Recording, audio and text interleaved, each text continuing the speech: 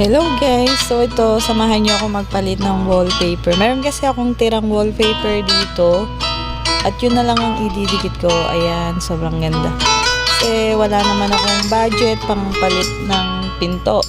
Medyo luma na yung pinto namin. Tapos, yung sa may CR naman, bukas na.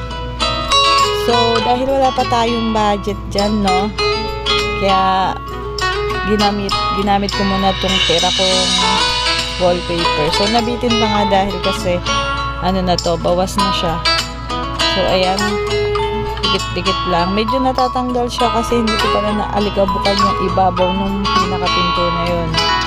Kaya, sure nyo guys, sa susunod, pag dikit kayo ng wallpaper, dapat punasan nyo manang maigi yung ibabaw.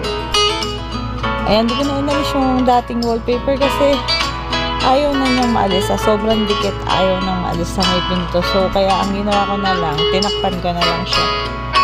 Ayan, ganyan-ganyan lang. Pag may bubbles, flat nyo lang ng maigi hanggang sa mawala yung pinaka-bubbles para hindi madali siya maalis.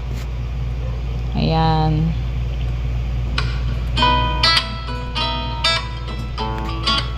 Dapat pipinturahan ko na lang siya kaso wala pa akong budget pambili ng pintura. So, nakita ko yung wallpaper na yan. Kaya, idikit na lang natin. Sayang naman.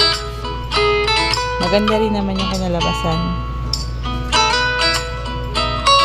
Ayan, yung nakikita nyo yung sa may pader namin. Wallpaper din yan. Ilang taon na yan nandyan. Sobrang ganda ng wallpaper doon kasi matagal lang naabot. Kaya lang nasisira yung sa mga pinto namin. Ang dami naming bata dito. Pinukot-kot nila. Pero kung wala naman kayong bata, tapos wala magsusulat sa pader, ayan. Napakatagal nang aabutin ng wallpaper nyo. So, yung sa gawing doorknob, ayan. Madali lang yan. Basta kita nyo lang. Idikit nyo lang yung sticker. Tapos, hulmahan nyo lang yung pinaka-doorknob. And, ang ginamit ko dyan is cutter para mas madaling i-cut. Ayan, ganyan.